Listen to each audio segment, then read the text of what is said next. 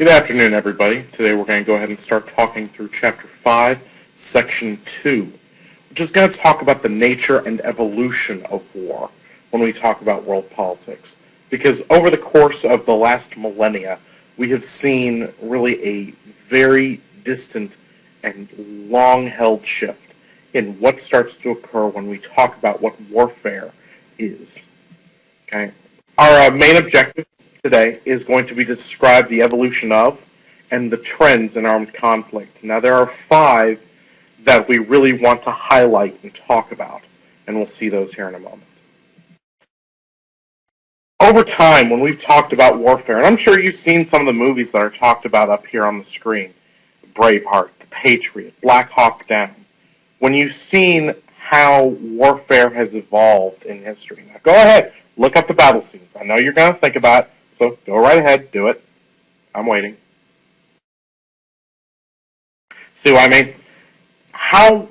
What starts to happen when we evolve from Braveheart, where it's literally hand-to-hand combat, weaponry that is literally not much further higher than sticks and stones and sharpened pointy things, to heightened rows, very organized combat, and the originations of guerrilla warfare that we see in The Patriot, and then completely asymmetric warfare that we now see in movies like Black Hawk Down and Jarhead that have come up in the last few years. What starts to happen? Well, really, we see 5 major trends that have happened.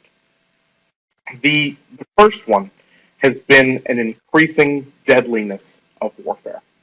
Over time, war itself has become increasingly destructive and deadly. Say what you want to say about the weapons used in Braveheart, but they were not terribly destructive outside of a 2-foot radius of the person holding the weapon, with the exception of bows and arrows and things of that nature. A lot of these weapons were hand-to-hand and therefore limited the number of casualties and the destructiveness of war. But as weaponry has evolved, so much so has been the number of deaths as a result. In fact, 4 times as many of the deaths occurred in the 20th century than in the 19th, 18th, 17th, and 16th centuries. 4 times as many people died in war during the 20th century than the 4 centuries before. And that's a huge number to think about. So we've seen an increasing deadliness of war. In fact, if you take a look at just deaths from war after World War II, you see this big spike in the 1950s. This is the Korean conflict. You see another spike in 1968. This is the Vietnam conflict. Small spikes in 1982 and another spike in 1999, both from civil wars, and we'll discuss those here in a moment. But as you can see, the numbers have just climbed higher and higher since the early days of warfare. Now, the second way is that wars have become a lot more limited.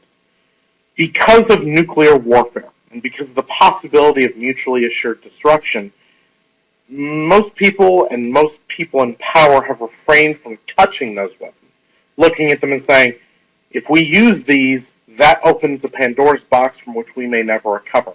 As a result, wars have actually become more limited, which is very surprising to most people, because you'd think warfare would have become more general, would have become more street-by-street warfare that you've seen in times past.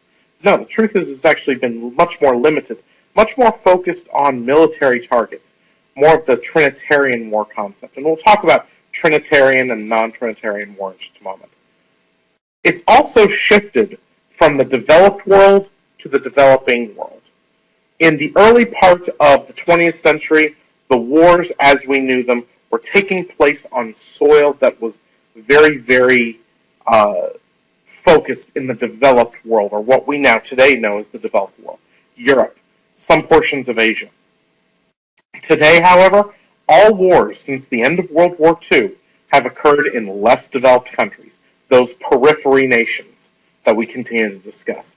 And as a result, what's also started to happen is that those wars have pitted a either developed country against a less developed country, or 2 less developed countries against one another. We have not seen two developed nations go to war against each other since the end of World War II. This is the kind of conflict that groups like the UN were created to try and stop, and they've been successful since then. Unfortunately, smaller scale warfare in more developing countries has been much more difficult to try and contain. Obviously, the fourth is the most significant. Much more of the wars that we see today are civil wars. They are internal intrastate conflicts between two warring factors of one country.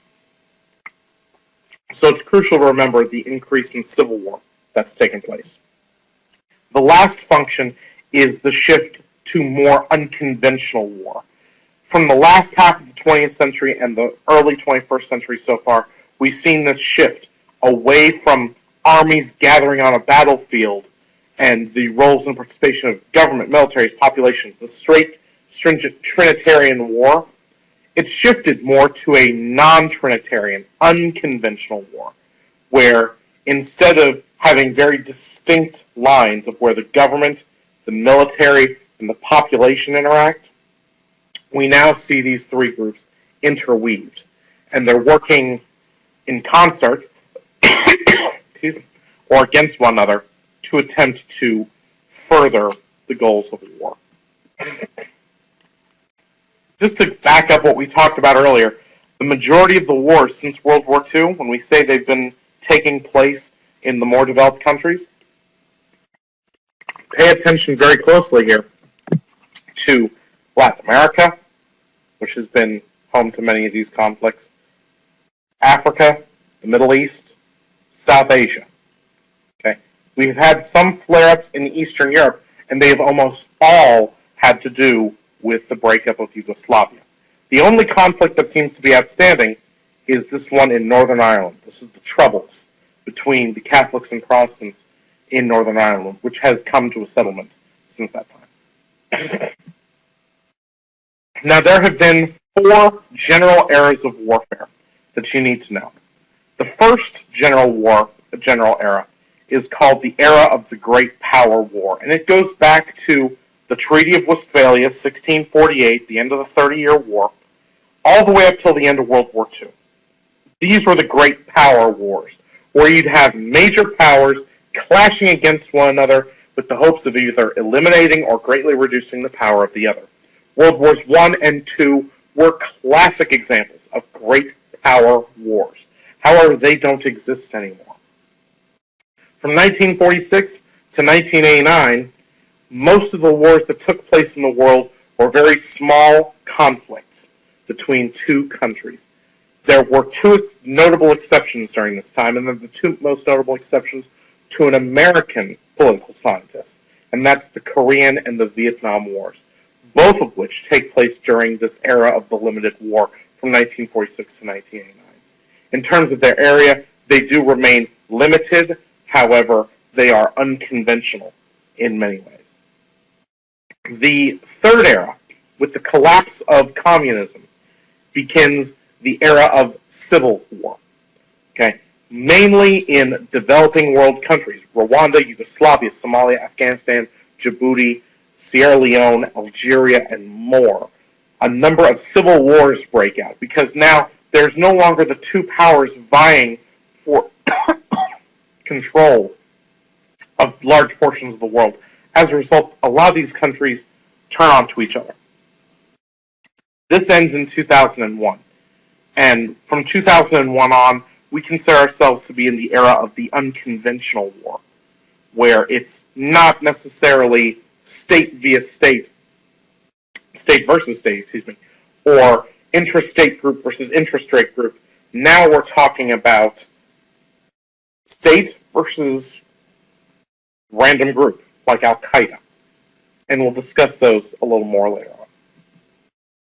But to give you an idea, take a look at this chart and pay attention to the 2 lines off here to the right. Everything prior to this line is the era of the limited war. But note what's happening throughout. It's the increase in intrastate conflict. It peaks during the era of the Civil War and has been reducing since in the era of the unconventional war. But do note about extrastate an interstate conflict in this fourth era. It's almost completely evaporated. War has changed over that time. Hopefully this gives us a better understanding of how it has, and will help us prepare for why wars begin. The third lecture coming up soon. Have a great evening. Bye-bye.